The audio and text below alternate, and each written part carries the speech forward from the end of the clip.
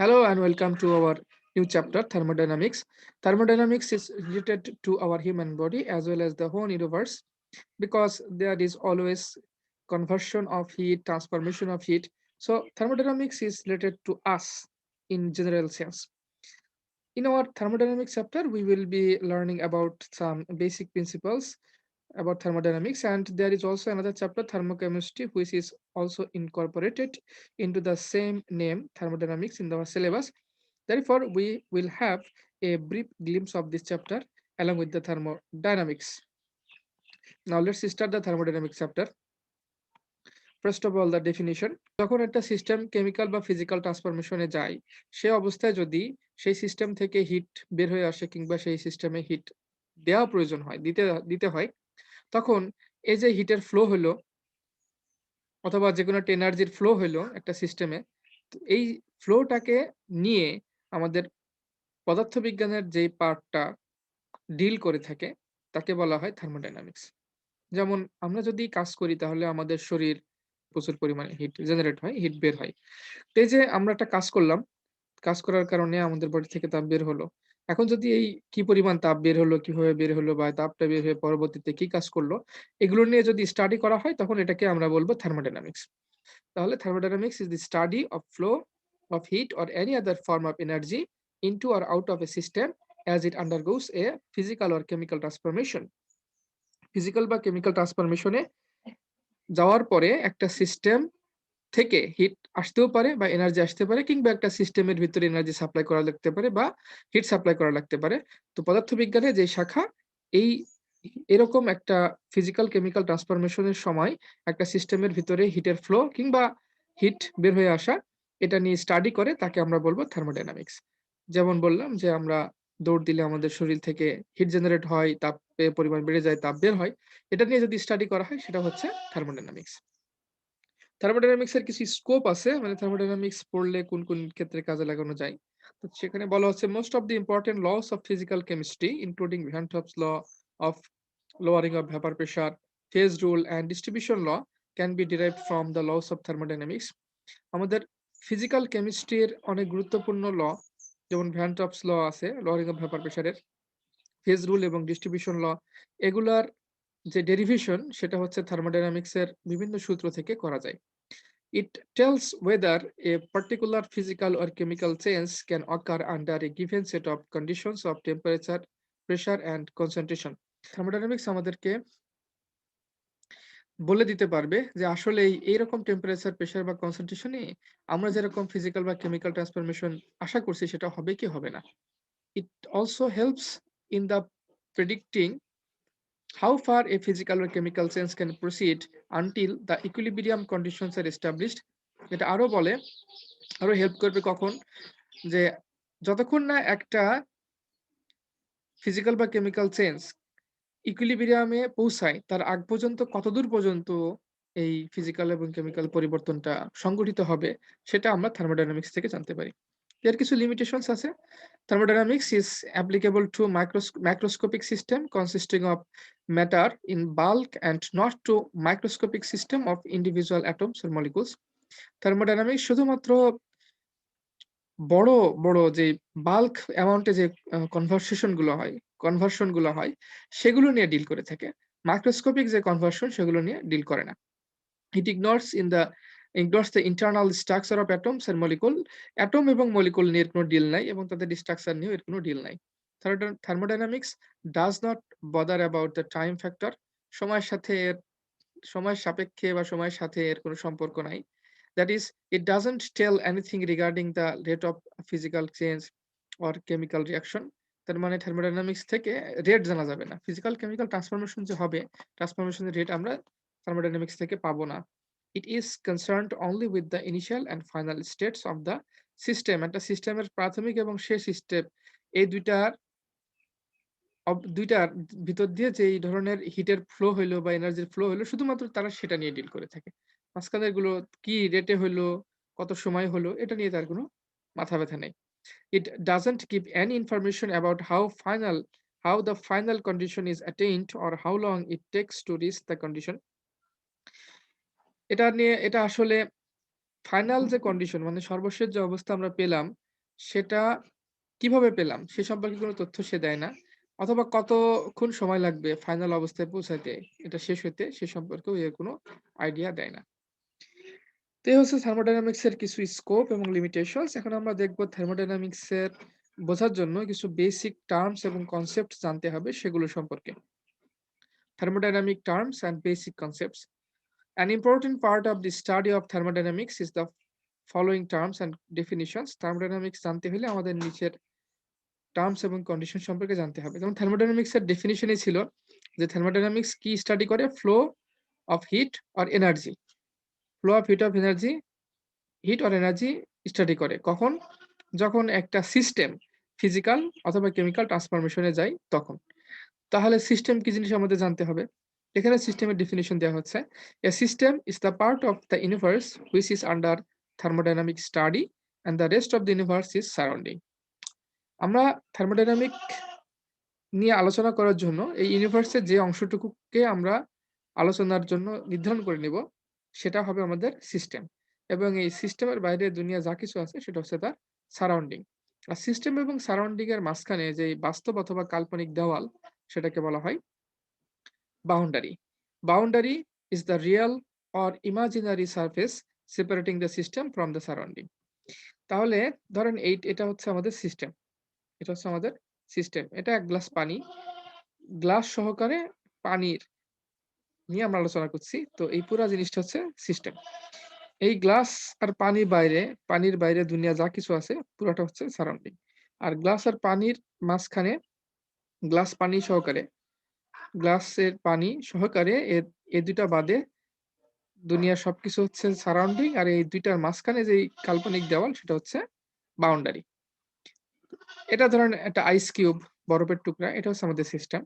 আইস কিউবের বাইরে যা আছে পুরোটা সারাউন্ডিংস, এবং আইস কিউবটা মনে করুন একটা পাত্রের ভিতর রাখা আছে চারকোনা ব্লক, তাহলে এই ব্লকটা হবে আমাদের বাউন্ডারি। তাহলে সিস্টেম হলো যে অংশ যেটা নিয়ে আমরা আলোচনা করছি, অর্থাৎ এখানকার ফিজিক্যাল কেমিক্যাল ট্রান্সফরমেশনের জন্য হিটের ফ্লো এর ভিতরে যায় না এর থেকে হিট বের হয়ে আসে সেটা নিয়ে আলোচনা করছি। সুতরাং এটা আমাদের সিস্টেম। সিস্টেমের বাইরে দুনিয়া যা কিছু আছে সবই সারাউন্ডিংস। আর সিস্টেম এবং সারাউন্ডিংস এর মাঝখানে এটা হচ্ছে কাল্পনিক, এটা হচ্ছে বাস্তব। বাস্তব বা কাল্পনিক যেই হচ্ছে সেপারেশন সেটাকে আমরা বলছি তার বাউন্ডারি। আচ্ছা, তারপরে যদি একটা সিস্টেম ইউনিফর্ম হয়, যেমন আমরা যদি বলি ফেজ, একটা পিওর সিঙ্গেল ফেজ, যেমন ধরেন শুধু পানি যদি থাকে সেখানে আর কিছু না থাকে তাহলে শুধু পিওর পানি থাকলে এটা সিঙ্গেল ফেজ।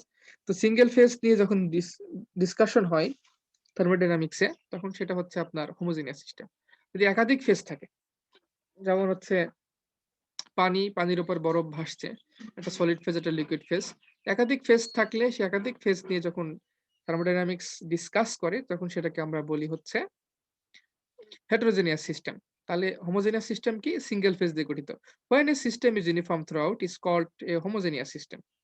যখন একটা সিস্টেম তো ইউনিফর্ম হবে, যেমন pure single solid, mixer of gas হতে পারে কারণ মিক্সার অফ গ্যাস হচ্ছে হোমোজেনিয়াস, যে একটা রুমের ভিতরে একাধিক গ্যাস মিশে যখন একটা মাত্র আলাদা করা যায় না, একটা মাত্র ফেজ গঠন করে তাকে আমরা বলি সিঙ্গেল ফেজ। সুতরাং মিক্সার অফ গ্যাস হচ্ছে একটা হোমোজেনিয়াস সিস্টেম। তারপরে true solution of solid and liquid, আমরা বলছিলাম যে সলিউশন হচ্ছে homogeneous mixture of two or more components that forms a single phase. সুতরাং একটা যদি ট্রু সলিউশন হয়, যেমন চিনি পানির সাথে গলে গেল, এটা একটা সিঙ্গেল ফেজ, সুতরাং এটা হচ্ছে একটা হোমোজেনিয়াস সিস্টেম। তারপরে homogeneous system is made of one phase only, এটা তো আগেই বলেছি আমি একাধিকবার যে হোমোজেনিয়াস সিস্টেম শুধুমাত্র একটা ফেজ থাকে। হেটেরোজেনিয়াস সিস্টেমে তাহলে কি হবে? হোমোজেনিয়াস সিস্টেমের ঠিক বিপরীত। A heterogeneous system is one which consists of two or more phase. Heterogeneous system হচ্ছে সেই সিস্টেম যেখানে একাধিক ফেজ থাকে। In another words it is not uniform throughout, এবং যেহেতু এটা একাধিক ফেজ থাকবে সুতরাং এটা ইউনিফর্ম হওয়ার কথাই না, সুতরাং বলা হচ্ছে যে এটা ইউনিফর্ম হবে না। যদি ইট আর হচ্ছে ইটের টুকরা আর পানির মধ্যে দেওয়া হয় তাহলে তো আর এটা হোমোজেনিয়াস হবে না।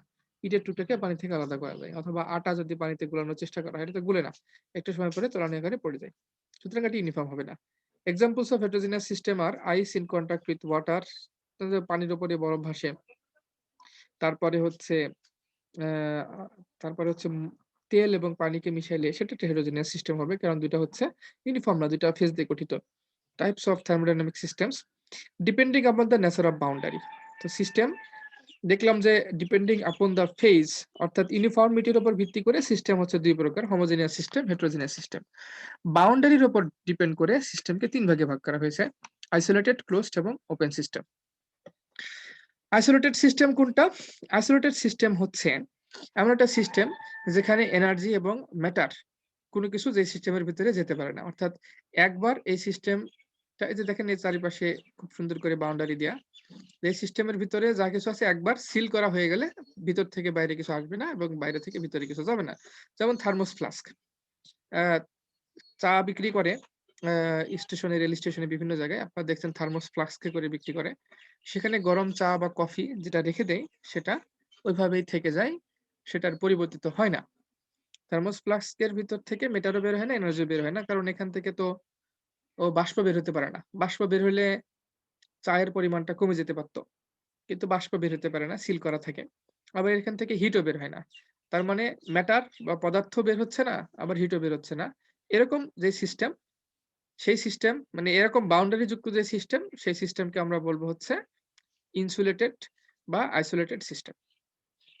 আচ্ছা, এবার হচ্ছে ক্লোজ সিস্টেম। ক্লোজ সিস্টেমটা হচ্ছে যেখানে এনার্জি যেতে পারবে, আসতেও পারবে, কিন্তু ম্যাটার যেতে পারবে না।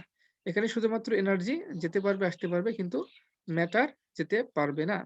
মনে করেন এই যে হচ্ছে কনিক্যাল ফ্লাস্ক, এর উপরে স্টপার আছে, স্টপার দিয়ে কনিক্যাল ফ্লাস্কটার মুখ আটকানো, ভিতরে ছিল হচ্ছে গরম পানি। গরম পানি যদি টেবিলের উপর রেখে দেন অনেকক্ষণ, এর ভিতর থেকে কিন্তু পানির বাষ্পটা বের হতে পারতেছে না, ফলে পানির পরিমাণ কমবে না, কাজেই এর ভিতর থেকে কোনো ম্যাটার বের হতে পারবে না। কিন্তু এনার্জি এখান থেকে বের হতে পারবে। এনার্জি কিভাবে বের হবে? এটা যে গরম ছিল অনেকক্ষণ রেখে দেওয়ার পর ঠান্ডা হবে, তার মানে এর ভিতর থেকে গরম সেটা বের হয়ে গেল। আর এটাই আমরা জানি যে হিট হচ্ছে ওয়ান কাইন্ডস অফ এনার্জি। তাহলে এই বাউন্ডারির উপর ভিত্তি করে এটা হচ্ছে একটা ক্লোজ সিস্টেম। এবার আসে ওপেন সিস্টেম। যেমন এই যে এটা একটা বিকার, বিকারের ভিতরে গরম পানি রাখা। তো বিকারের উপর দিয়ে খোলা মুখ দিয়ে আপনার সহজেই বাষ্প বের হয়ে আসবে। আর যেহেতু বিকারটা একটা উন্মুক্ত স্থানে রাখা, সুতরাং এখান থেকে গরম পানিটা আস্তে, আস্তে ঠান্ডা হবে। ফলে অ্যা সামান্য পরিমাণে হলেও এখান থেকে পানি বেরিয়ে আসলো। তার মানে এখান থেকে ম্যাটার বেরিয়ে আসলো। আবার এখান থেকে তাপও বেরিয়ে আসলো। আবার আপনি চাইলে এখানে গরম পানি ঢালতেও পারেন। বাইরে থেকে তাপও এর গায়ে লাগাইতে পারেন। সেই হিসাবে এখানে তাপ এর ভিতরে যেতেও পারবে, বের হয়ে আসতে পারবে। আর এর ভিতর থেকে পানি বেরও আসতে পারে, পানি দিতেও পারেন। কাজেই এটা হচ্ছে আপনার এমন একটা সিস্টেম, বাউন্ডারি এর এমন যে বাউন্ডারির কারণে এর ভিতরে ম্যাটার দেওয়া যায়, ম্যাটার বের করা যায়, এনার্জি আসা যাওয়া করতে পারে। সুতরাং যেই সিস্টেমের ভিতরে এনার্জি এবং ম্যাটার ২ টাই আসা যাওয়া করতে পারে তাকে আমরা বলব ওপেন সিস্টেম। তাহলে আইসোলেটেড সিস্টেমে এনার্জিও যাবে না, ম্যাটারও যাবে না, থার্মোস ফ্লাস্ক। ওপেন সিস্টেমে এনার্জি ম্যাটার দুইটাই যেতে পারবে, এই যে বিকার, উন্মুক্ত বিকার। আর ক্লোজ সিস্টেমে শুধুমাত্র এনার্জি আসা যাওয়া করতে পারবে, ম্যাটার পারবে না। ঠিক আছে, তাহলে আমরা এই ৩ টা ডেফিনিশন এখন দেখি। Isolated system. An isolated system is one that can transfer neither matter or nor energy to and from its surroundings.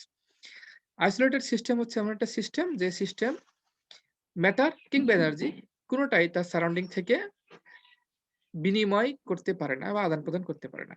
Here the boundary is both sealed and insulated. এখানকার বাউন্ডারিটা হচ্ছে শুধুমাত্র সিলই করা না, এটা হচ্ছে ইনসুলেটেড, আলাদাও করা। No interaction is possible with the surrounding. Surrounding এর সাথে এই সিস্টেমের কোনো ইন্টারেকশন সম্ভব নয়। যেমন থার্মোস ফ্লাস্ক বা হচ্ছে এই যে ফ্লাস্কের ভিতরে যদি গরম পানি রেখে দেন, সেখানে পানির পরিমাণ কমেও না, এটা অলরেডি বলছি। Close system. A closed system is one which cannot transfer matter but can transfer energy in the form of heat, work and radiation to and from its surroundings. Close system হলো সেই system যেটা matter transfer করতে পারে না, কিন্তু energy এই surrounding থেকে নিতেও পারে, সারাউন্ডিং এ দিতেও পারে, এবং এনার্জি নেয়া দেওয়ার যে মাধ্যম সেটা হতে পারে হিট, সেটা হতে পারে কাজ, সেটা হতে পারে radiation. Here the boundary is sealed but not insulated. এই ক্ষেত্রে বাউন্ডারিটা সিল করা ঠিকই, কিন্তু ইনসুলেটেড না। যেমন বললাম ওই যে কনিক্যাল ফ্লাস্ক এর ভিতরে গরম পানি উপরে ঢেকে দিয়েছেন, অথবা আপনার বাসায়ও এটা করতে পারেন। ১ বোতল পানি গরম করে বোতলের ভিতর রেখে ক্যাপ দিয়ে আটকে দেন। তাহলে এটা কি হবে? সিল করা। বোতলটা সিল করা হয়ে গেল। কিন্তু নট ইনসুলেটেড। কিন্তু এই বোতলটা ইনসুলেটেড না। ফলে এই বোতলটা যদি আপনি অ্যা বাইরে রেখে দেন তাহলে পানি ঠান্ডা হয়ে যাবে। A gas contained in a cylinder fitted with a piston, এটাও একটা উদাহরণ। তারপরে open system. An open system is one which can transfer both the energy and matter to and from its surroundings. Open system হলো এমন যেটা তার পরিবেশ থেকে আশপাশ থেকে হিট এবং এনার্জি দুইটাই আদান-প্রদান করতে পারি। In such system the boundary is open and uninsulated. এই ক্ষেত্রে বাউন্ডারিটা ওপেনও থাকে এবং ইনসুলেশনও থাকে না। যেমন আপনার একটা উন্মুক্ত পাত্রে গরম পানি রেখে দিছেন। তো পাত্রের মুখ খোলা থাকলে আস্তে, আস্তে গরম পানি উড়ে যাবে। পাত্রের পানির পরিমাণও কমে যাবে এবং একসময় যদি হিট বন্ধ করে দেন, একসময় এটা ঠান্ডা হয়ে যাবে। এর সাথে আরেকটা সিস্টেম আছে অ্যাডিয়াবেটিক সিস্টেম। অ্যাডিয়াবেটিক সিস্টেম কাকে বলে? Those system in which no thermal energy passes into or out of the system are said to be adiabatic system. Adiabatic system হচ্ছে এমন একটা সিস্টেম যে সিস্টেমে কোন ধরনের এনার্জি সেখানে যাবেও না, সেখান থেকে এনার্জি বেরও হয়ে আসবে না। দ্রুততম প্রক্রিয়া এমন প্রক্রিয়া যেখানে এনার্জির কোনো এক্সচেঞ্জ হবে না, সেটা হচ্ছে অ্যাডিয়াবেটিক সিস্টেম। তো তাহলে টোটাল সিস্টেম হয়ে গেল আমাদের ৪ টা। তাহলে একটা হলো হচ্ছে আইসোলেটেড, একটা হচ্ছে ক্লোজড, একটা হচ্ছে ওপেন, একটা হচ্ছে অ্যাডিয়াবেটিক সিস্টেম। এবার আসেন properties. The macroscopic or bulk properties of a system, they are volume, pressure and mass, etc. can be divided into two classes. দুই ভাগে ভাগ করা হয়েছে intensive properties and extensive properties. Intensive properties and extensive properties এই দুই ভাগে ভাগ করা হয়েছে। তো intensive properties, extensive properties কাকে বলে আমরা একটু দেখি। A property which doesn't depend on the quantity of matter present in the system is known as intensive property. একটা সিস্টেমের যে প্রপার্টি গুলা সিস্টেমে কি পরিমাণে ম্যাটার বা পদার্থ আছে, পদার্থের ভর বা পদার্থের পরিমাণের উপরে নির্ভর করে না, তাদেরকে বলা হয় ইন্টেনসিভ প্রপার্টি। যেমন প্রেসার, টেম্পারেচার, ডেনসিটি, কনসেন্ট্রেশন এগুলা ভরের উপরে বেশিরভাগ ক্ষেত্রে নির্ভর করে না। যেমন হচ্ছে টেম্পারেচার, যে ভর বেশি হলে টেম্পারেচার বাড়বে, ভর কম হলে টেম্পারেচার করবে এমন না। যেমন ১ গ্লাস পানির তাপমাত্রা ৫০ ডিগ্রি, আর ১ গ্লাস পানি সেখানকার তাপমাত্রা হচ্ছে ৪০ ডিগ্রি। তাহলে ৫০ ডিগ্রি এবং ৪০ ডিগ্রির পানি যদি আপনি একত্রে মিশিয়ে দেন, তাহলে তাদের দুজনের মিলিত যে তাপমাত্রা সেটা ৯০ ডিগ্রি হবে না। কারণ এটা হচ্ছে কোয়ান্টিটি অফ ম্যাটারের উপরে নির্ভর করে না। তো প্রেসারটাও হচ্ছে কোয়ান্টিটি অফ ম্যাটারের উপরে নির্ভর করে না। ডেনসিটি, কনসেন্ট্রেশন এগুলো কোয়ান্টিটি অফ ম্যাটারের উপর ডিপেন্ড করে না। তারপরে extensive properties, a property that doesn't depend on the quantity does depend on the quantity. A property that does depend on the quantity or the size or extent of the matter present in the system is called an extensive property. যেই সমস্ত সিস্টেমের প্রপার্টিটা ম্যাটারের size বা পরিমাণ বা কোয়ান্টিটির উপরে নির্ভর করে তাকে বলা হয় আপনার এক্সটেন্সিভ প্রপার্টি। যেমন ভলিউম, আয়তনটা আসলে সাইজ ম্যাটারের উপর ডিপেন্ড করে। যেমন ১ মোল গ্যাসের যে আয়তন ২ মোল গ্যাসের আয়তন তার থেকে বেশি হবে। আপনি যদি এনথালপি, সারফেস এরিয়া এটসেট্রা। এবার আসেন স্টেট বা অবস্থা। থার্মোডাইনামিক সিস্টেম কিসের উপর ডিপেন্ড করে? ডিপেন্ড করে হচ্ছে ফ্লো অফ হিট অর এনার্জির উপরে। আর ফ্লো অফ হিট বা এনার্জি কিসের উপর ডিপেন্ড করে? ডিপেন্ড করে হচ্ছে transformation of from one physical or chemical state to another physical or chemical state. তো এই যে ট্রান্সফরমেশন ঘটে একটা ফিজিক্যাল স্টেট থেকে অন্য একটা ফিজিক্যাল স্টেটে, এই ট্রান্সফরমেশন ঘটার জন্য মূলত কিছু প্যারামিটার আছে যেই প্যারামিটারস গুলার পরিবর্তনের কারণে এই ট্রান্সফরমেশন ঘটতে পারে। যেমন গ্যাসের জন্য একটা স্টেট থেকে অন্য স্টেটে গ্যাস গেলে গ্যাসের কখনো স্থির চাপে গ্যাসের আয়তন এক ধরনের হয়, স্থির তাপমাত্রায় গ্যাসের আয়তন ভিন্ন রকমের হতে পারে। তো এগুলো আসলে গ্যাসের যে মেজারেবল প্যারামিটার আছে, প্রেসার, ভলিউম, তারপরে টেম্পারেচার, নাম্বার অফ মোলস ইত্যাদি এগুলোর উপরে ডিপেন্ড করবে। তাহলে থার্মোডাইনামিক স্টেটটা আসলে ২ ধরনের হয়। একটা হচ্ছে ইকুইলিব্রিয়াম স্টেট, একটা হচ্ছে নন ইকুইলিব্রিয়াম স্টেট। ইকুইলিব্রিয়াম স্টেট কাকে বলবো? A system in which the state variables have constant values throughout the system is said to be a state of thermodynamic equilibrium. যদি থার্মোডাইনামিক স্টেট যেটা আমাদের চোখের সামনে আছে সেটা যদি স্টেট ভেরিয়েবল গুলা কনস্ট্যান্ট থাকে তখন তাকে আমরা বলবো স্টেট ইকুইলিব্রিয়াম স্টেট। যেমন গ্যাসের ক্ষেত্রে যদি চাপ, তাপ, তারপরে আয়তন এটা কনস্ট্যান্ট হয়ে যায় তাহলে সেটাকে আমরা বলবো ইকুইলিব্রিয়াম স্টেট। কারণ ওই অবস্থায় গ্যাসের তাপ, চাপ, আয়তন ঠিক থাকার কারণে গ্যাস আমাদের চোখের সামনে একই অবস্থায় থাকবে। মানে যদি বলি 25 degree Celsius temperature, 1 atmospheric pressure আর এখানে ভলিউম হচ্ছে 2 সেন্টিমিটার কিউব। এই যদি এরকম কন্ডিশন যদি ফিক্সড হয় তাহলে এটা সবসময় একই রকম থাকবে।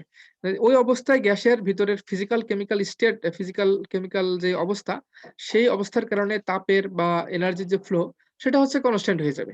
এগুলো কনস্ট্যান্ট হয়ে গেলে flow of hit and energy বা ফিজিক্যাল কেমিক্যাল ট্রান্সফরমেশন এগুলো কনস্ট্যান্ট হয়ে যাবে। ফলে ওই অবস্থাটাকে আমরা বলব থার্মোডাইনামিক স্টেটের ইকুইলিব্রিয়াম স্টেট। আর যদি ডাইনামিক সিস্টেমটা যেগুলো যে প্যারামিটারের উপর ডিপেন্ড করে, সেই প্যারামিটারের ভ্যালুটা কনস্ট্যান্ট নয়, তাহলে তাকে আমরা বলব non equilibrium state. A system in which the state variables have different values in different parts of the system is said to be a non-equilibrium state. যখন একটা থার্মোডাইনামিক সিস্টেমের বিভিন্ন পার্টের বিভিন্ন রকম স্টেট ভেরিয়েবল থাকবে, তাকে আমরা বলব হচ্ছে নন ইকুইলিব্রিয়াম স্টেট। যখন একটা থার্মোডাইনামিক সিস্টেম একটা ওয়ান ফর্ম অফ একটা স্টেট থেকে অ্যানাদার ফর্ম অফ স্টেটে পরিবর্তিত হয়, তখন তাকে বলা হয় process. This processes involve the change of conditions, temperature, pressure and volume. যেমন ১ অ্যাটমসফিয়ার চাপ থেকে ২ অ্যাটমসফিয়ার চাপে গ্যাস চলে গেল, তখন এটাকে আমরা বলব থার্মোডাইনামিক প্রসেস। আর স্টেট কাকে বলে বললাম? যে থার্মোডাইনামিক সিস্টেম যে সমস্ত প্যারামিটারের উপর ডিপেন্ড করে, সেই সমস্ত প্যারামিটার গুলার ভ্যালু সহকারে আমাদের চোখের সামনে থার্মোডাইনামিক সিস্টেমটা যে অবস্থায় থাকে তাকে আমরা বলি তার স্টেট। তো থার্মোডাইনামিক যে প্রসেসটা একটা অবস্থা থেকে অন্য স্থানে যায়, সেটাকে আমরা হচ্ছে ইন্ডিকেটর ডায়াগ্রাম দিয়ে প্রকাশ করতে পারি। তো এটা আপনারা ফিজিক্সে পড়ছিলেন ইন্ডিকেটর ডায়াগ্রাম। এখানে সামান্যভাবে সেই ফিজিক্সে পড়া জিনিসটাকে উল্লেখ করা হয়েছে। এক্স অ্যাক্সিসে হচ্ছে ভলিউম এবং ওয়াই অ্যাক্সিসে প্রেসার নিয়ে ইন্ডিকেটর ডায়াগ্রাম আঁকা হয়। একে পিভি ইন্ডিকেটর ডায়াগ্রামও বলা হয়। তো এই যে ইন্ডিকেটর ডায়াগ্রাম, সেটার মাধ্যমে আমরা এক স্টেট থেকে অন্য স্টেটে যাওয়া থার্মোডাইনামিক প্রসেসকে দেখাইতে পারি। থার্মোডাইনামিক প্রসেস তাহলে কি জিনিস সেটা দেখলাম। এখন থার্মোডাইনামিক প্রসেসের কত রকম হইতে পারে, প্রকারভেদ, সেগুলো দেখি। The various types of thermodynamic processes are isothermal, adiabatic, isobaric, isochoric, cyclic process. Iso মানে সেম, থার্মাল মানে টেম্পারেচার, আইসোথার্মাল মানে যে প্রসেসে তাপমাত্রা স্থির থাকবে, আইসোবারিক মানে যেখানে প্রেসার স্থির থাকবে, আইসোকোরিক মানে যেখানে ভলিউম স্থির থাকবে। অ্যাডিয়াবেটিক তো জানেন সংশ্লিষ্ট প্রক্রিয়া, যেখানে এনার্জির কোনো এক্সচেঞ্জ হবে না। আর সাইক্লিক প্রসেস মানে যখন এই প্রসেসগুলো সাইকেল আকারে চলতে থাকে।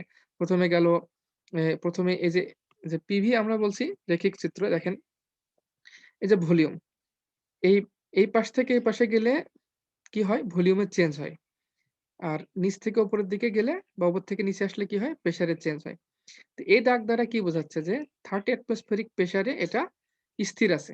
তো যেই প্রসেসে থার্মোডাইনামিক যে প্রসেসটা ঘটলো, সেই প্রসেসে যদি এরকম প্রেসারটা স্থির থাকে, তাকে আমরা বলি আইসোবারিক প্রসেস। আর এখানে দেখেন এই দাগটা উপর থেকে নিচের দিকে আসলো। এখানে প্রেসার ভলিউম যেটা, সেই ভলিউমটা স্থির আছে। যদি থার্মোডাইনামিক এরকম একটা প্রসেস হয় যেখানে ভলিউম স্থির থাকে, তাকে আমরা বলি আইসোকোরিক প্রসেস। আর এটাকে বলা হচ্ছে অ্যাডিয়াবেটিক প্রসেস। অ্যাডিয়াবেটিক প্রসেস কেন? কারণ এখানে কোনো এনার্জির এক্সচেঞ্জ ঘটে না। তো প্রেসার এবং ভলিউমে এর সাথে এনার্জির একটা সম্পর্ক আছে, যে যদি এনার্জি স্থির রেখে চাপ বা ভলিউমকে যেকোনো একটাকে পরিবর্তন করা হয়, তাদের সাথে তাদের যে সম্পর্ক সেটা হচ্ছে এই গ্রাফের মাধ্যমে দেখায়। অনেকটা আপনার বয়েলের সূত্রের মতো। স্থির তাপমাত্রায় কোনো গ্যাসের আয়তন তার চাপের ব্যস্তানুপাতিক। তার মানে সমুষ্ণ প্রক্রিয়ায় কিংবা আইসোথার্মাল প্রক্রিয়ায়, এই প্রক্রিয়ায় চাপের সাথে ভলিউমের সম্পর্ক, সেগুলো আইসোথার্মাল এবং অ্যাডিয়াবেটিক, এই যেই অ্যাডিয়াবেটিকের যেই গ্রাফ, সেই গ্রাফের মাধ্যমে প্রকাশ করা হয়। এটা হচ্ছে বয়েলের সূত্রের মতো আরকি, যে তাপমাত্রা স্থির রেখে চাপ এবং আয়তনের সম্পর্কটা, এই যে লাইন, এই লাইনের মাধ্যমে আমরা জানতে পারলাম। আর এই যে লাইনের মাধ্যমে আমরা জানতে পারলাম তাপমাত্রা স্থির রেখে চাপ এবং আয়তনের সম্পর্ক। আর এনার্জি স্থির রেখে চাপ এবং আয়তনের কি সম্পর্ক, সেটা আমরা এই যে অ্যাডিয়াবেটিক যে প্রসেস, এই প্রসেসের মাধ্যমে আমরা জানতে পারি যে এনার্জির কোনো পরিবর্তন হবে না। এনার্জি স্থির থাকা অবস্থায় যদি চাপ বা আয়তন পরিবর্তন করা হয়, তাহলে তাদের ভিতরে যে সম্পর্ক সেটা হচ্ছে অ্যাডিয়াবেটিক যে গ্রাফ, অ্যাডিয়াবেটিকের গ্রাফের মাধ্যমে আমরা এটা জানতে পারি।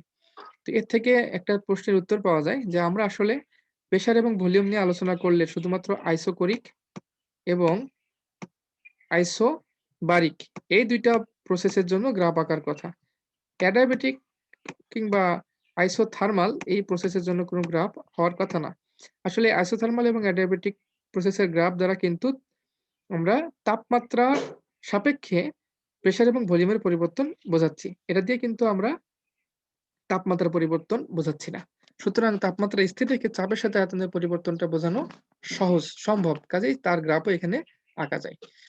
তো ঠিক আছে, তাহলে আমরা একটা করে বিভিন্ন প্রসেস সম্পর্কে জানি। প্রথমে আইসোথার্মাল প্রসেস। অলরেডি বলা হয়েছে আইসোথার্মাল প্রসেস কাকে বলে? যেখানে একই তাপ থাকবে, অর্থাৎ তাপের কোনো পরিবর্তন হবে না। No change in temperature. The process in which the temperature remains fixed or constant are termed as isothermal process. যেই প্রক্রিয়ার মাধ্যমে তাপমাত্রার কোনো পরিবর্তন হয় না, টেম্পারেচারে কোনো চেঞ্জ হয় না, তাকে আমরা বলি হচ্ছে আইসোথার্মাল প্রসেস। যেমন আপনি আমাদের বডির কথা চিন্তা করেন, আমাদের বডি কখনো গরমকালে আমাদের গরম লাগে, শীতকালে ঠান্ডা লাগে, কিন্তু আমাদের বডি টেম্পারেচার ঠিকই থাকে, একই থাকে। যদিও বডি থেকে তাপ বের হয়ে যায় বা গরম পোশাক পরার কারণে বডি গরম হয়, মোটামুটি আমাদের বডি তাপমাত্রা 37 ডিগ্রি সেলসিয়াস থাকে। সুতরাং আমাদের বডিকে আমরা আইসোথার্মাল প্রসেস এর উদাহরণ হিসেবে বলতে পারি, অথবা কনস্ট্যান্ট টেম্পারেচার বার্থ, অর্থাৎ আ যখন পানি ফোটানো হয়, পানি ফুটতে শুরু করলে তার তাপমাত্রা হয়ে যায় ১০০ ডিগ্রি। এখন আপনি যদি উন্মুক্ত পাত্র হয়, ১ অ্যাটমসফিয়ার প্রেশার হয়, তাহলে পানিকে তাপ দিলে ফুটতে থাকবে ততক্ষণ তার টেম্পারেচার ১০০ ডিগ্রি থাকবে। তো এটাকে বলা হয় কনস্ট্যান্ট টেম্পারেচার বাথ। তো এটা হচ্ছে আইসোথার্মাল প্রসেস, কারণ এখানকার টেম্পারেচার পরিবর্তিত হচ্ছে না। যদিও এখান থেকে পানি বাইরে চলে যাচ্ছে, ফোটানোর কারণে পানি বাষ্প হয়ে উড়ে চলে যাচ্ছে। কিন্তু টেম্পারেচার চেঞ্জ হচ্ছে না। সুতরাং এটা হচ্ছে isothermal process. Adiabatic process. The process in which no heat can flow into or out of the system are called adiabatic process. Adiabatic process হলো সেই প্রক্রিয়া যেখানে কোনো তাপের ফ্লো হবে না, এনার্জির ফ্লো হবে না, তাপের ফ্লো হবে না। সিস্টেমের ভিতরে কোনো তাপ যাবে না, সিস্টেম থেকে তাপ বের হয়ে আসবে না, তাকে বলে adiabatic process। যেমন ওই যে থার্মাস ফ্লাস্ক যেখান থেকে কোনো উত্তাপও বের হতে পারে না, আবার সেখান থেকে কোনো পানিও বেরোতে পারে না। তো এই থার্মাস ফ্লাস্ককেই আপনার অ্যাডিয়াবেটিক প্রসেস উদাহরণ হিসেবে দেয়া যায়। এটা আইসোলেটেড সিস্টেমও বটে, ইনসুলেটেড সিস্টেমও বটে। এবং থার্মোস বোতলটাকে আবার আপনারা আ ইয়েও বলতে পারেন যে এটা একটা আইসোলেটেড সিস্টেম। এটা আইসোলেটেড সিস্টেম, এবং এই যে আইসোলেটেড সিস্টেম অ্যাডিয়াবেটিক সিস্টেমের উদাহরণ, এবং এটা অ্যাডিয়াবেটিক প্রসেসের উদাহরণ। আইসোলেটেড সিস্টেম কেন হইছে? কারণ এখান থেকে তাপ তো বেরোতে পারে না, সেজন্য অ্যাডিয়াবেটিক সিস্টেম। আবার এখান থেকে কোনো ম্যাটারও বের হতে পারে না, সুতরাং এটা আইসোলেটেড সিস্টেম। আর যেহেতু তাপের পরিবর্তন হলে, সুতরাং হচ্ছে তাপের পরিবর্তন না হলে সেই যেই প্রসেসটা ঘটে এমনভাবে যে এই প্রসেসটা ঘটলে কোনো তাপের পরিবর্তন হয় না, সেরকম প্রসেসকে আমরা বলব অ্যাডিয়াবেটিক প্রসেস। তো থার্মাস বোটলের দিয়ে যদি কোনো কিছু করেন, তাহলে সেখানে তাপের কোনো পরিবর্তন হবে না। সুতরাং এটা হচ্ছে একটা অ্যাডিয়াবেটিক প্রসেস। Isobaric process মানে those process which takes place at constant pressure are called isobaric process. যেই সমস্ত প্রসেস গুলো কনস্ট্যান্ট টেম্পারেচারে ঘটে তাদেরকে আমরা বলি আইসোবারিক প্রসেস। যেমন কনস্ট্যান্ট প্রেশার কেমন? যেমন ১ অ্যাটমসফিয়ারিক প্রেশারে যদি আপনি পানি জাল দিতে থাকেন, তাহলে ১ অ্যাটমসফিয়ারিক প্রেশার তো চেঞ্জ হচ্ছে না। সুতরাং এটা একটা isobaric process. Isobaric process those process in which the volume remains constant are known as isochoric process. যেমন আ নন এক্সপ্যান্ডিং চেম্বারে কোনো কিছুকে হিট করা। যেমন ধরেন যে আপনি একটা গ্যাসের সিলিন্ডারের কথা চিন্তা করেন। গ্যাসের সিলিন্ডার অথবা হচ্ছে প্রেশার কুকার। প্রেশার কুকার তো তাপ দিলে ফুলে ওঠে না। তো প্রেশার কুকারের ভিতরে যদি আপনি পানি রেখে তাকে উত্তপ্ত করেন, তাহলে এই প্রেশার কুকারের ভিতরে যে গ্যাস তৈরি হবে, সেই গ্যাসের যে ভলিউম, প্রেশার কুকারে যে ভলিউম হবে, গ্যাসের সে একই ভলিউম হবে। সুতরাং এর ভলিউম পরিবর্তিত হচ্ছে না। কাজেই এটাকে বলব আইসোকোরিক প্রসেস। Cyclic process. যখন এই যে একটা চিত্র দেখাইলাম আমরা, সেখানে দেখলাম যে when a system in a given state goes through a number of different processes and finally returns to its initial state, the overall process is called a cyclic or cycle of process. যেমন আমরা যদি ওই যে চিত্রটা দেখলাম, সেখানে আমরা দেখলাম যে হচ্ছে সাইক্লিক প্রসেসটা কি, যে শুরু হলো এখান থেকে, আইসোবারিক প্রসেসে গেল এ পর্যন্ত, তারপর আইসোকোরিক প্রসেসে আসলো এ পর্যন্ত, এরপরে আবার অ্যাডিয়াবেটিক প্রসেসে গেল এ পর্যন্ত, অথবা শুরু হলো এখান থেকে, অ্যাডিয়াবেটিক প্রসেসে আসলো এ পর্যন্ত, এখান থেকে গেল হচ্ছে আইসোকোরিক প্রসেসে, সেখান থেকে আসলো আইসোবারিক প্রসেসে। তো শুরু হয়ে সেখান থেকে পুরা প্রসেস শেষ করে আবার ইনিশিয়াল স্টেটে আসলো। তো এরকম ভাবে যদি কোনো প্রসেস সংঘটিত হয়, তখন সেটাকে আমরা বলি হচ্ছে সাইক্লিক প্রসেস। তো এই ছিল হচ্ছে প্রসেস। তো প্রত্যেকটা প্রসেসের ক্ষেত্রে আমরা কয়েকটা জিনিস দেখছি, যে ডিটি আইসোথার্মাল প্রসেসের ডিটি 0। ডি মানে হচ্ছে ডিফারেন্সিয়েশন, অর্থাৎ চেঞ্জ ইন টেম্পারেচার 0। আইসোথার্মাল প্রসেসে টেম্পারেচারের পরিবর্তন হবে না। অ্যাডিয়াব্যাটিক প্রসেসে DQ is equal to 0। Q হচ্ছে এনার্জি, এনার্জির কোনো পরিবর্তন হয় না, সুতরাং হচ্ছে DQ ইজ ইকুয়াল টু 0। তারপরে আইসোবারিক প্রসেসে হচ্ছে DP, ডি মানে হচ্ছে ডেল্টা পি আরকি। এটা ছোট হাতের ডি দিয়ে ডেল্টা বোঝানো হয়েছে। ডেল্টা মানে স্মল চেঞ্জ। পি মানে pressure, DP is equal to 0, কারণ আইসোবারিক প্রসেসে কোনো প্রেশার পরিবর্তিত হয় না। এবং আইসোকোরিক প্রসেসে DV is equal to 0। D মানে চেঞ্জ অর ডিফারেন্সিয়েশন অর হচ্ছে ডেল্টা। ভি মানে ভলিউম, ভলিউমের পরিবর্তন 0, সুতরাং ডিভি ইজ ইকুয়াল টু 0। আর সাইক্লিক প্রসেসে হচ্ছে ডিই মানে এনার্জি আর ডিএইচ মানে হিট। হিটের পরিবর্তন, এনার্জির পরিবর্তন কোনো কিছু হয় না, কারণ সাইক্লিক প্রসেস তো বারবার রিপিট হয়, সুতরাং এখানকার এনার্জির কোনো লস নেই। তাহলে এর সাথে আরো ২ টা প্রসেস আছে। একটা হচ্ছে রিভার্সিবল প্রসেস আর একটা হচ্ছে ইররিভার্সিবল প্রসেস। রিভার্সিবল, ইররিভার্সিবল প্রসেস কাকে বলে?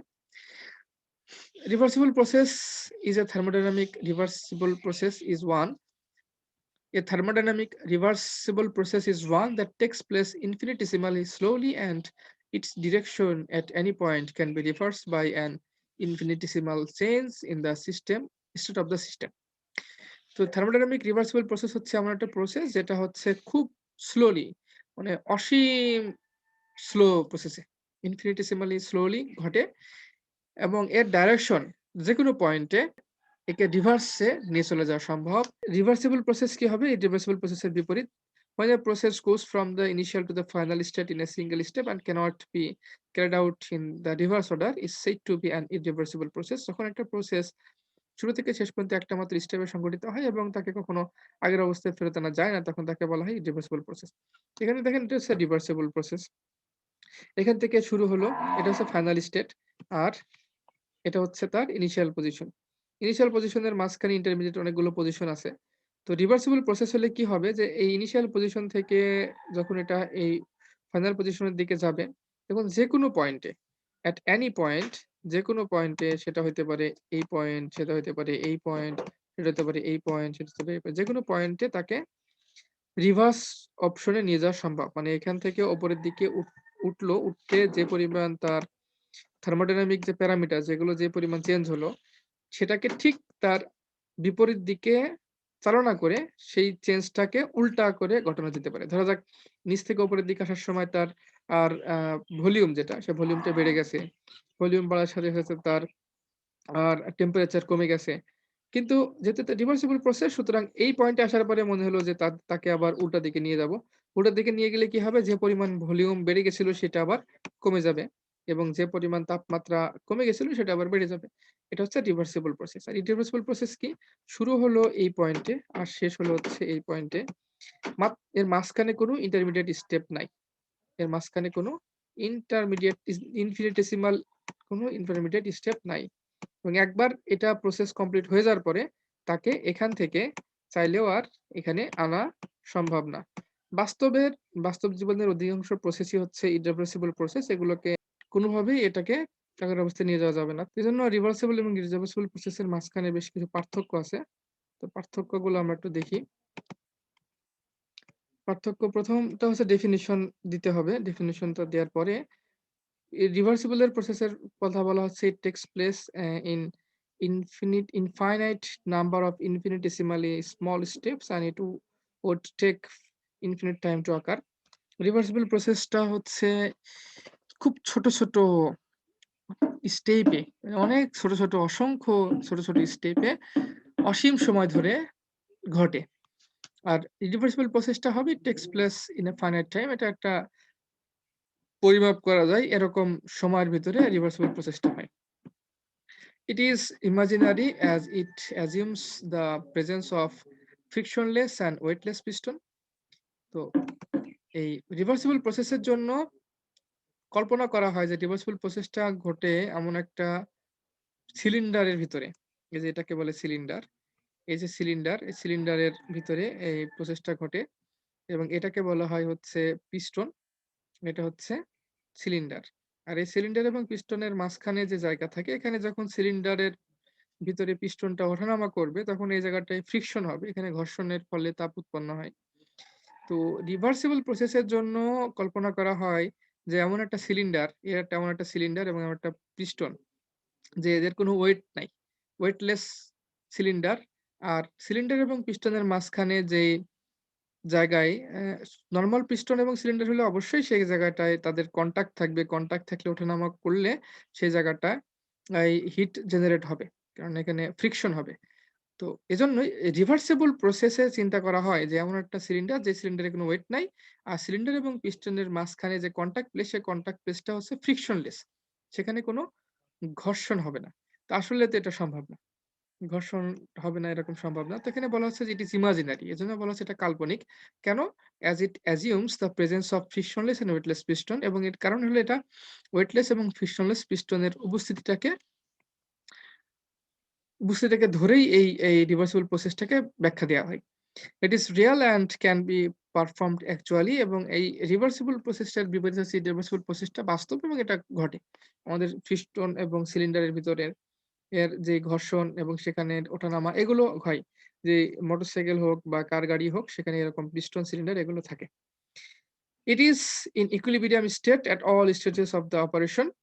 এই রিভার্সিবল প্রসেসের সমস্ত ও স্টেটের শুরু থেকে শেষ পর্যন্ত সমস্ত যে স্টেপ ছোট, ছোট প্রত্যেকটি স্টেপ হচ্ছে ইকুইলিব্রিয়াম স্টেট। কারণ হলো যে ইকুইলিব্রিয়াম স্টেট কেন? কারণ এখানকার যে প্যারামিটার গুলো আছে সবগুলো প্যারামিটারের ভ্যালু সবসময় কনস্ট্যান্ট থাকে। আর irreversible process এ কি? It is in equilibrium state only at the initial and final stage of the operation. Irreversible process এ শুধুমাত্র এই যে ফাইনাল পজিশন এবং ইনিশিয়াল পজিশনে এর ভিতরে যে প্যারামিটার যদি গ্যাস হয় তাহলে প্রেসার, ভলিউম, টেম্পারেচার এবং ফাইনাল স্টেটে যাওয়ার পরে তার প্রেসার, ভলিউম, টেম্পারেচার এগুলো হচ্ছে ইকুইলিব্রিয়াম এ থাকবে। আদারওয়াইজ মাঝখানের যেই স্টেপ এইখানে তার টেম্পারেচার, প্রেসার, ভলিউম এগুলো ইকুইলিব্রিয়াম এ থাকবে না। যদিও এ রিভার্সিবল প্রসেস এর ক্ষেত্রে যেকোনো স্টেপেই তার টেম্পারেচার, প্রেসার, ভলিউম যদি গ্যাস হয় তাহলে সেগুলা কনস্ট্যান্ট থাকে বলে তাকে আমরা বলছি হচ্ছে ইকুইলিব্রিয়াম এ থাকবে। All changes are reversed when the process is carried out in a reversible direction. যেহেতু এটা রিভার্সিবল প্রসেস সুতরাং যেকোনো পয়েন্টে তাকে আগের স্টেপে রিভার্স করে নিয়ে যাওয়া যায়। অর্থাৎ যেকোনো পয়েন্টে তাকে চাইলে তার পূর্বের অবস্থায় ফিরিয়ে নিয়ে যাওয়া যায়। সুতরাং এর যে পরিমাণ পরিবর্তন ঘটেছিল ইনিশিয়াল স্টেট থেকে আগের আবার ইনিশিয়াল স্টেটে গিয়ে সে পরিবর্তনটাকে উল্টা দিকে ঘটানো সম্ভব। After this type of process has carried out, all changes do not return to the initial state by themselves. একবার যদি রিভার্সিবল প্রসেসটা সংঘটিত হয়ে যায় তাহলে তার যে পরিবর্তনটা ঘটলো সে পরিবর্তনটাকে আর আগের অবস্থায় ইনিশিয়াল স্টেটে কোনোভাবে নেওয়া সম্ভব না। ইট ইজ এক্সট্রিমলি স্লো কারণ এখানে বলা হয়েছে যে ইনফিনিটেসিমালি স্মল স্টেপস এ ঘটে। খুব ছোট, ছোট অসীম সংখ্যক ছোট, ছোট ধাপে পর্যায়ে এটা সংঘটিত হয়। সুতরাং এটা খুবই স্লো হয়। ইট প্রসিডস এট এ মেজারেবল স্পিড কিন্তু রিভার্সিবল প্রসেস যেহেতু বাস্তবে হয়, চোখের সামনে হয়, এটা সম্ভব হয়, দেখা সম্ভব এবং এর কি স্পিডে হলো সেটাকে মেজার করা সম্ভব। The work done by a reversible process is greater than the corresponding irreversible process. যেহেতু এটা রিভার্সিবল প্রসেস সুতরাং একই জিনিস বারবার রিপিট করে সংগঠন করা সম্ভব। যেহেতু বারবার সংঘটিত হতে পারে একই জিনিস কাজেই এর থেকে প্রাপ্ত শক্তির পরিমাণ, এর থেকে প্রাপ্ত কাজের পরিমাণ সবই সবসময় বেশি হবে। সবই সবসময় বেশি হবে। মনে করেন একটা টি ব্যাগ যেটা কখনো যেটা থেকে প্রত্যেকবার চা বানালে কখনো নিঃশেষিত হয় না। তো এরকম বারবার যদি একটা টি ব্যাগ থেকে চা বানায় দিয়ে থাকেন তাহলে এই টি ব্যাগ থেকে কত কাপ চা পাবেন? অসীম সংখ্যক। আর যেটাতে ১ বার ২ বার ৩ বারের পরে শেষ হয়ে যায় সেখান থেকে কয় কাপ পাবেন? সর্বোচ্চ ৩ কাপ। তো কাজেই যেই কাজটা রিভার্সিবল যে প্রসেসটা যেটা হচ্ছে একবার হইলো শেষ হয়ে গেল, ঠিক আছে? আবার আগের অবস্থায় চলে যাই। সেখান থেকে আবার শুরু করি। এভাবে করে বারবার রিপিট করার কারণে রিভার্সিবল প্রসেসের কাজের পরিমাণটা সবসময় বেশি হয়। অপরদিকে ইরিভার্সিবল প্রসেসে কি হবে? Work done by an irreversible process is smaller than the corresponding reversible process. Reversible প্রসেসের যে পরিমাণ কাজ পাওয়া যায়, ইরিভার্সিবল প্রসেসে তার থেকে সবসময় কম কাজ পাওয়া যাবে। কারণ এখানে তো একবার হয়ে গেলে আর তাকে আগের অবস্থায় নিয়ে যাওয়া সম্ভব নয়। তো এ হচ্ছে রিভার্সিবল, ইরিভার্সিবল প্রসেসের কিছু পার্থক্য। তো এখানে আরো কিছু আ বেসিক কয়েকটা টার্ম এখানে আছে। আমরা এই টার্ম গুলো একটু দেখি। একটা হচ্ছে কাজ কাকে বলে? কাজ হচ্ছে work is the multiplication of force and distance. W is equal to Fs. শক্তি এবং দূরত্ব ২ টা মিলে যেটা পাই তাকে আমরা বলি কাজ। আর কাজ করার যে সামর্থ্য তাকে বলি হচ্ছে আমরা এনার্জি। কাজ করার সামর্থ্যকে বলি এনার্জি। আর হিট হচ্ছে একটা শক্তি যেটা কোনো বস্তুর ভিতরে গেলে তার তাপমাত্রা বেড়ে যায়। তো হিটকে আমরা বলি এটা হচ্ছে এনার্জি। তাহলে কাজ হচ্ছে বল এবং দূরত্ব এর গুণফল। এনার্জি হচ্ছে কাজ করার সামর্থ্য। আর হিট হলো কোনো বস্তুর ভিতরে প্রবিষ্ট শক্তি যেটার কারণে তার তাপীয় অবস্থার পরিবর্তিত হয়। হিট বেশি হলে তাপ বেড়ে যায়, হিট কম হলে তাপ কমে যায়। আর এনার্জি তাহলে হলে ক্যাপাসিটি টু ওয়ার্ক ইত্যাদি। আর ইন্টারনাল এনার্জি হচ্ছে a total of all possible kinds of energy of a system is called its internal energy. একটা সিস্টেমের সব ধরনের সম্ভাব্য কাইনেটিক এবং পটেনশিয়াল এনার্জি যা আছে সবকিছু মিলিয়ে যে পরিমাণ এনার্জি তার সম্ভব, এই সবগুলোর যোগফলকে আমরা বলি হচ্ছে ইন্টারনাল এনার্জি। তো যখন একটা থার্মোডাইনামিক সিস্টেমের এনার্জি চেঞ্জ হয় কখন? যখন system changes from one state to another. যখন একটা থার্মোডাইনামিক স্টেট থেকে অ্যানাদার স্টেটে পরিবর্তিত হয় তখন তার ইন্টারনাল এনার্জি বা এনার্জি পরিবর্তিত হয়। তো যদি এনার্জি পরিবর্তনকে আমরা ডেল ই দিয়ে প্রকাশ করি তাহলে ডেল ই কি হবে? The energy of final state. তাহলে সম্ভাব্য সকল পরিমাণের শক্তি সেটা তার ইন্টারনাল এনার্জি, এবং ইন্টারনাল এনার্জি পরিবর্তন হচ্ছে তার চেঞ্জ ইন্টারনাল এনার্জি, এবং এটা হচ্ছে কি ইনিশিয়াল স্টেট এবং ফাইনাল স্টেটের energy in initial state. Initial স্টেটে যে এনার্জি ছিল এবং ফাইনাল স্টেটে যে এনার্জি, সে দুইটা এনার্জির যে পার্থক্য সেটা হবে তার চেঞ্জ ইন এনার্জি। তো এটা হচ্ছে পজিটিভও হইতে পারে, নেগেটিভও হইতে পারে। A system may transfer energy to or from its surroundings as heat or as work or both. মানে একটা সিস্টেম এর ইনিশিয়াল এবং ফাইনাল এনার্জি যে পার্থক্য সেটা পজিটিভ যদি হয় তাহলে হিটের ট্রান্সফার এক ধরনের হবে, নেগেটিভ হলে ট্রান্সফার এক ধরনের হবে। এবং এই এনার্জি বা হিটের ট্রান্সফার শুধুমাত্র হিট আকারে হয় না, ওয়ার্ক আকারে হইতে পারে বা দুইটা অনুসারে হইতে পারে। ইন্টারনাল এনার্জির যে একক তাকে আমরা বলি হচ্ছে joule. The SI unit of internal energy of a system is joule. Another unit of internal energy is not SI unit, is the calorie. তো ক্যালোরি হচ্ছে SI ইউনিট না, এবং ক্যালোরি এবং জুলের মধ্যে সম্পর্ক আছে 1 ক্যালোরি সমান 4.18 জুল। তো এই হচ্ছে আমাদের কিছু basic concepts about the subject about the chapter thermodynamics. যেকোনো কিছু প্রশ্ন থাকলে সামনের ক্লাসে জিজ্ঞেস করতে পারবেন। Thanks to all for joining the class.